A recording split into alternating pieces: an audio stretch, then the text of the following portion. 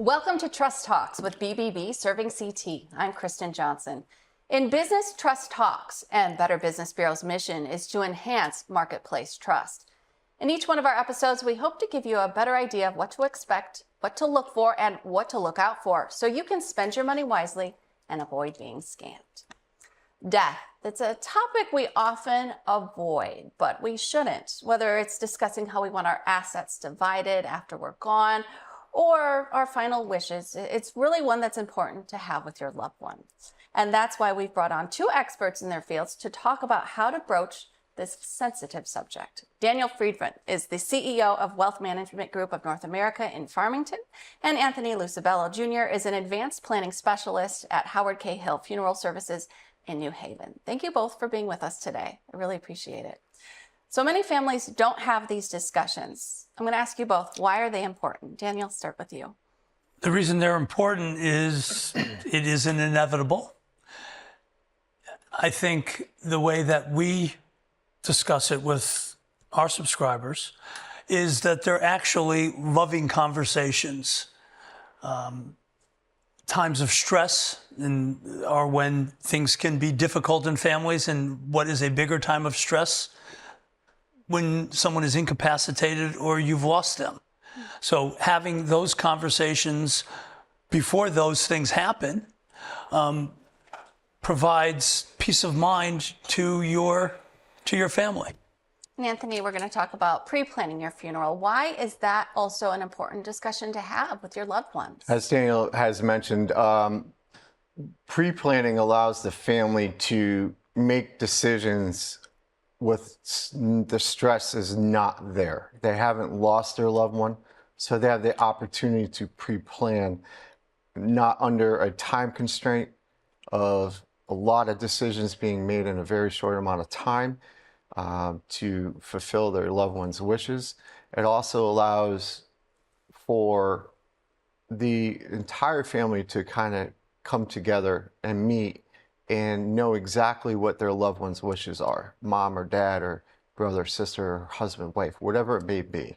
And it allows time, and things can change as time goes on. So it's not like it has to be black and white at that time. Things could evolve. Daniel, who should be bringing these conversations up? Is it the parents bringing it up to their children, the children bringing it up to their parents, or does it really depend on the family dynamic? It depends on the family dynamic. You know, there's certain families who these conversations these are difficult conversations, right?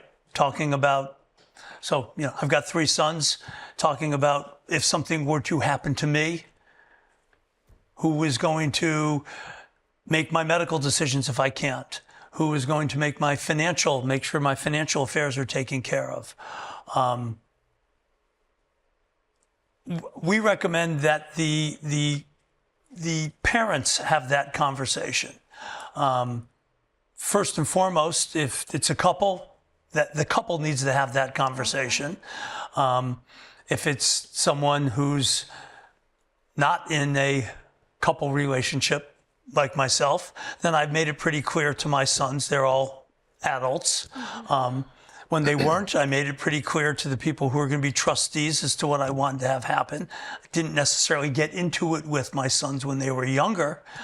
So I think it's incumbent upon the primary generation to have those conversations and there's some information that you do not need to include to the next generation. There is some information that is helpful to include. I think each family has to determine that themselves. Okay, Anthony, would you agree? I do, and like Daniel said, every family dynamic is different, and depending on the situation with the family, spouses, mother, fathers, brother, siblings. It might be that you don't have a +1 and you don't have any children, and it might be your brother or sister, and it might help you and help that loved one. I don't think it really matters. I think it's just very vital that the conversations can happen, and they happen. It should start as a light conversation, not something where it's full go. Maybe just a simple, hey, have we given any thought to end of life wishes? And then go from there. And then evolve it to get in your local funeral home or the funeral home that you want to have fulfill those wishes. Get involved when the time is right, when the family is ready to really sit down and talk. Okay. Well, before we go further, I want to give you each a chance to tell me a little bit about your business. So Anthony, you first. Tell me a little bit about Howard K. Funeral Services. So Howard Cahill Funeral Services just celebrated last summer the 20th anniversary. Howard started the business down in New Haven. He bought a business called Clark Bell and Bell. Went there, bought the business, changed the name to Howard Cahill Funeral Services. In the 20 years, he then went to Hartford and bought the other facility at Clark Bell and Bell on Barber Street in Hartford. And then from there, he bought the Fuqua Funeral Home in Bloomfield. So he's built a very strong and reputable funeral home in our industry within 20 years. He preaches family, we're a team, and unity, and we all work together. Daniel, tell me a little bit about Wealth Management Group of North America. So we've been providing subscription-based tax and wealth management services since 1995, a bit different, with the idea that most middle-class millionaires are inundated with investment advice, get little to no tax planning, tax advice. So we've always taken what we call a tax-out approach. Again, Anthony said, we are a team. We've got each other's backs. We win and lose together. If we take care of each other, then we can take care of our subscribers. And we've been having a lot of fun for 30 years. We have an office down in Florida where Brian lives with his wife and two beautiful daughters. And, look forward to continuing to, serve our local community. We have folks in 38 states. Wow. And, the future's bright. So there are all different types of financial planning, but we want to talk about estate planning today. So let's start off with, what is estate planning? Everyone who, again, estate planning happens as to what you want to have happen to the disposition of your assets when you're not around, or again, if you are unable to manage it while you're here. Mm-hmm. So that's the basics of it. Estate planning typically would be wills, trusts, power of attorney, living will, health care.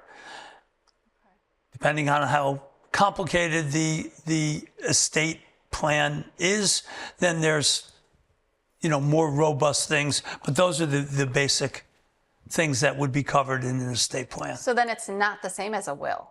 A will is part of it. Right, a will is part of it, right? The estate plan would again, if you have minor children and something happened to you, who would be their guardians? That would be in your will. But the plan is what do you want to have happen? With your money, with your house. With your money, your house. Bank accounts.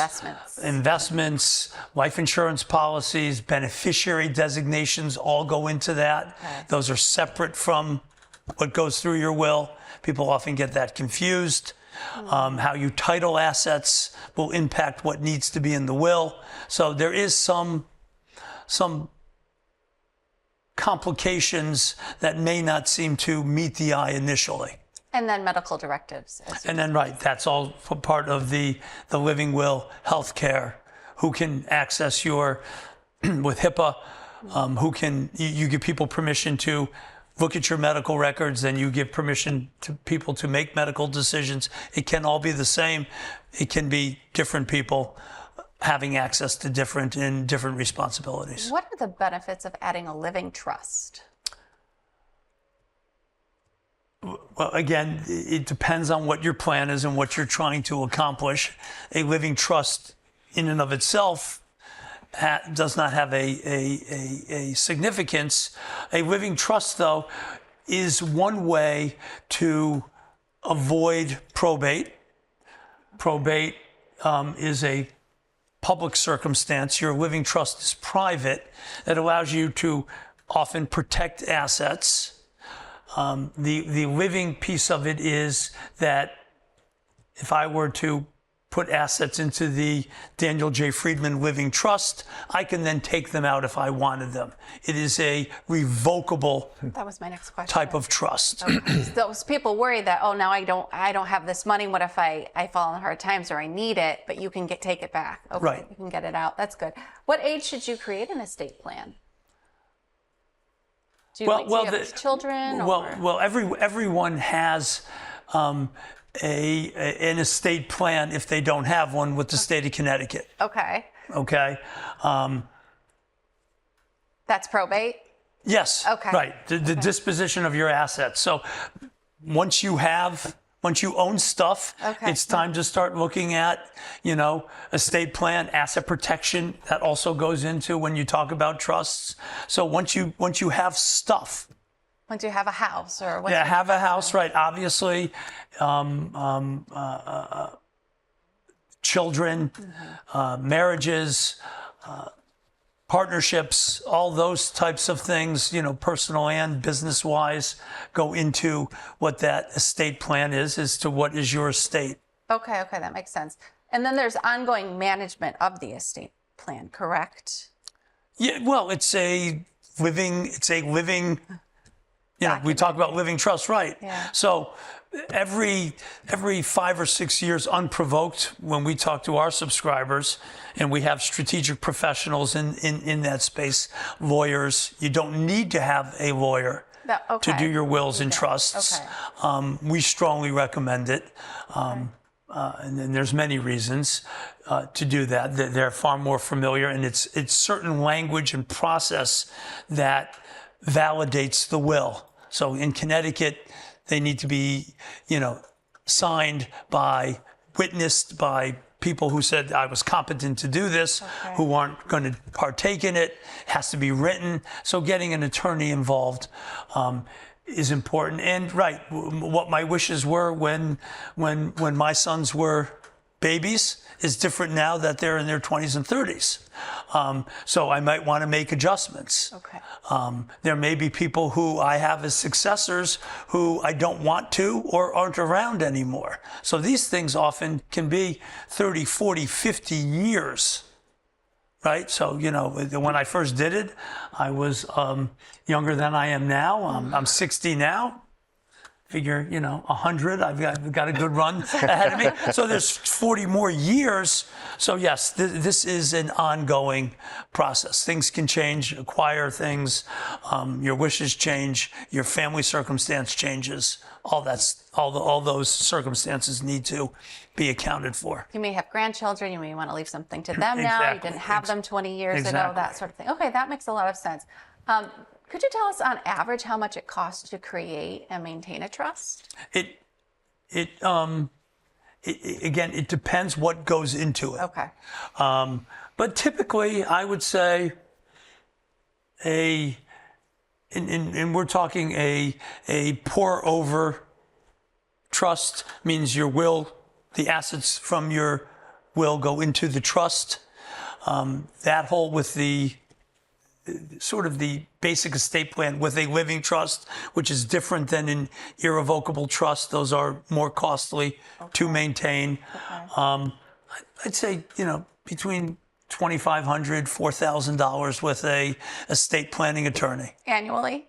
Or No, one time? Just one time. Okay. And then again, if you're putting assets in and redeeding it and you're not doing it yourself, then, you want to put your home into the living trust, then you decide to take it out. Then there's certain documents that have to be done. You can do it all yourself, but typically you'd hire an attorney, and so then there's some cost for their time and expertise. But once you set it up, if there's no significant modifications, then there's no ongoing cost. Okay. So, Anthony, you've been sitting quiet here. Many may be wondering if you're doing right by your mother and father when it comes to planning their funeral. So with advanced planning, which is what we're going to talk about today, they really have one less worry, correct? Correct. So that's obviously one of the benefits of doing this ahead of time. Absolutely. It just allows the family and the children to know exactly what their mom or dad wanted. So you're taking the burden off. You're of them, definitely right? taking the burden off, because I've sat in numerous arrangement conferences with families over my career where I'll have siblings asking each other, did we do the right thing? Or start to get the other way, where under stress, our emotions are higher, where there might be a little underlying backstory to the family, and now they start to get a little bit agitated with one another. Well, dad wanted this. Well, no, really, dad didn't want this. And they start to get, it starts to get some of those old family scars start to come about again.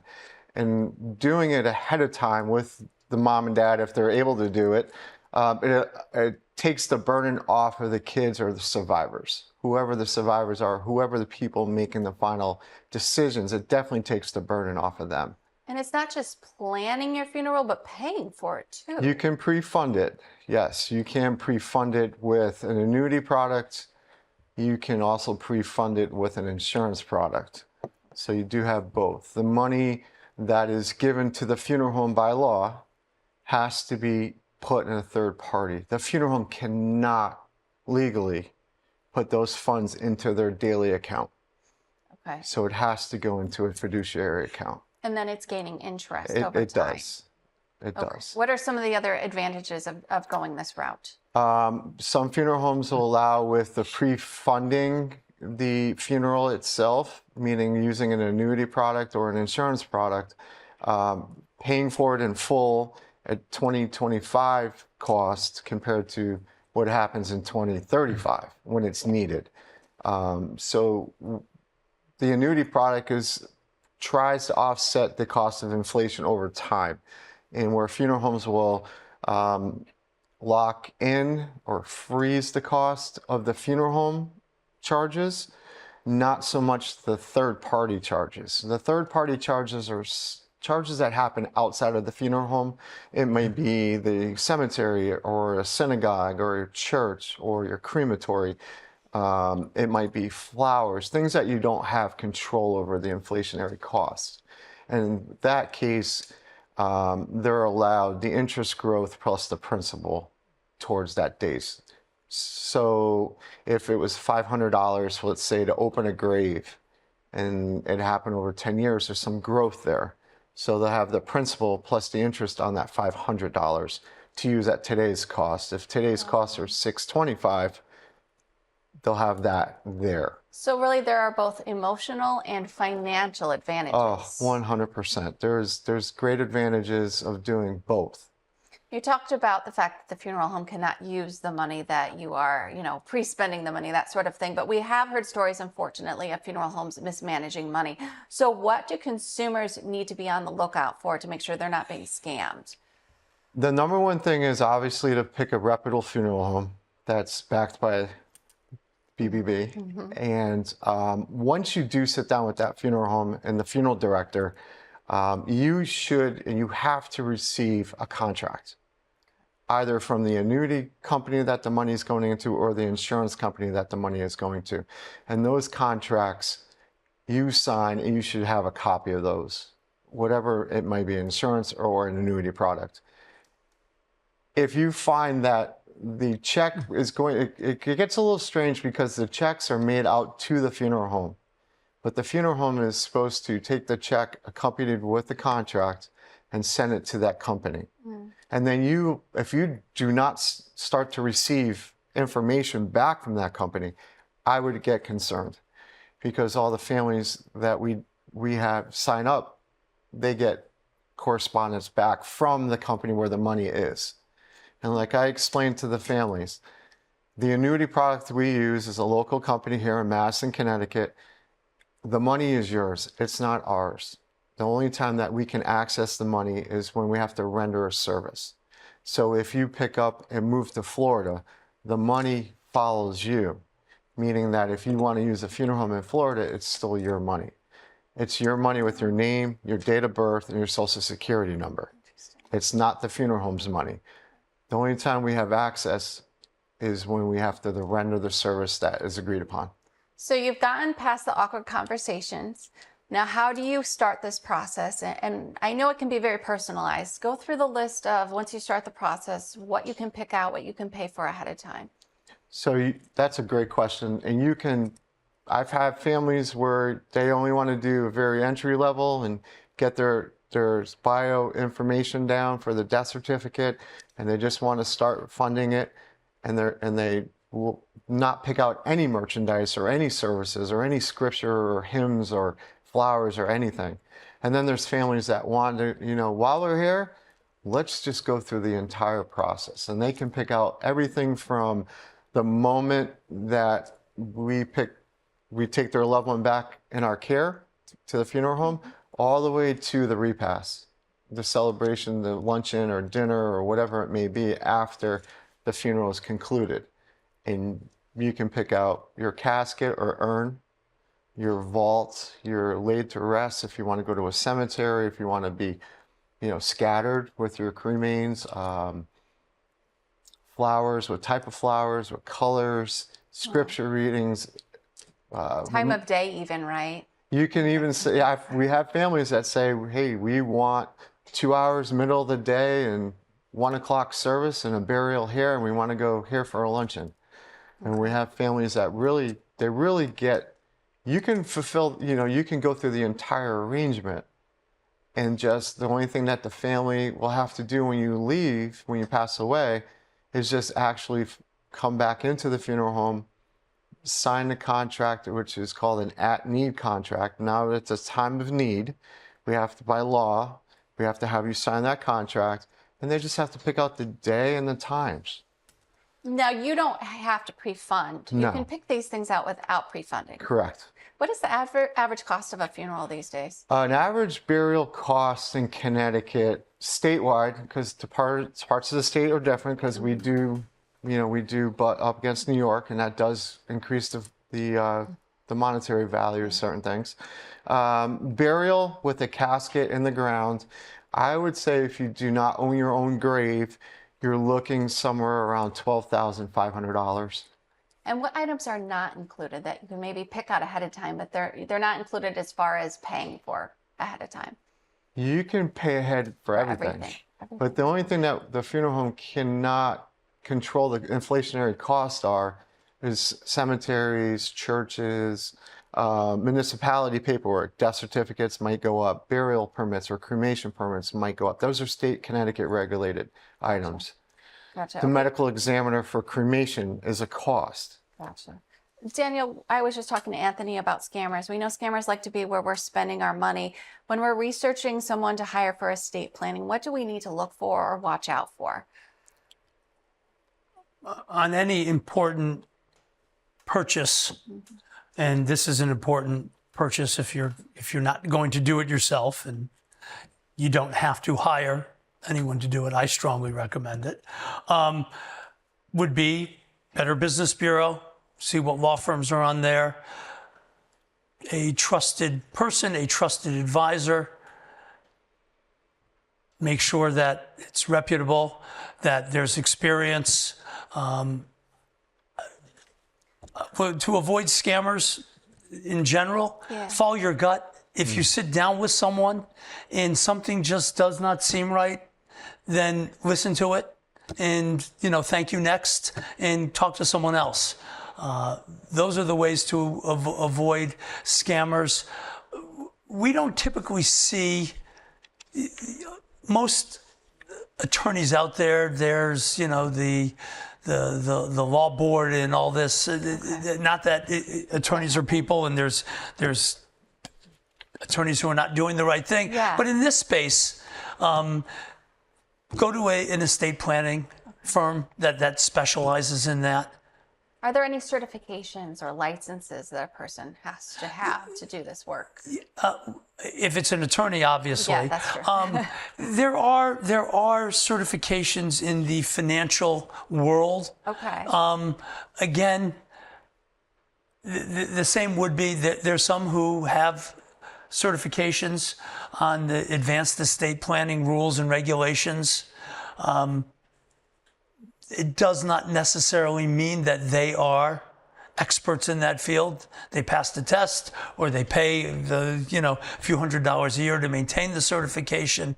So, any state laws here in Connecticut that govern estate planning that people should educate themselves on? yeah, well, there's definitely the probate court is based upon Connecticut law. Okay. So, one thing, if you don't have an estate plan, again, there's intestacy laws that the probate court says, okay. An example would be if you're married and have a child and one of the parents passes away and you don't have any estate plan, you don't have anything, you have no will. The first $100,000 goes to the surviving parent. The remainder gets divided 50-50. Interesting. So that may not be what you wanted to have happen, but that ends up what happens.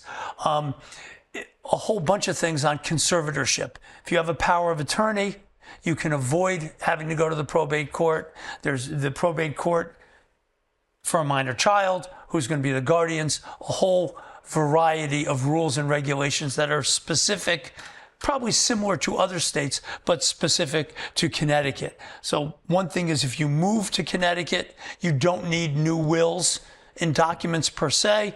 You might want to have them reviewed to see if there's some technical thing that Connecticut has that, say, Iowa didn't have. Okay. Well, I need to wrap up because we're running out of time, but I have one last question for both of you. You've both been accredited for a long time. WMGNA has been accredited with BBB since 1997. What do you hope that accreditation says to your clients? Well, that we want to be part of the formal business community where we're situated here in Farmington. The Better Business Bureau is the gold standard of professionalism, of ethics, of independence, looking and evaluating. And if there's a problem, people can go to the Better Business Bureau. I don't think we've ever had such a thing. And they will then reach out to us and say, Anthony had a problem with you, and he complained to us. What's your side of the story? Just as I said, I don't know how long the Better Business Bureau, a lot longer than we've been around. So I think that any business who is interested in their reputation and in doing the right thing by the communities that they serve can't go wrong with the Better Business Bureau. And Anthony, Howard K. Hill Funeral Services joined about a decade later in 2007. What do you hope that accreditation says to your customers and clients?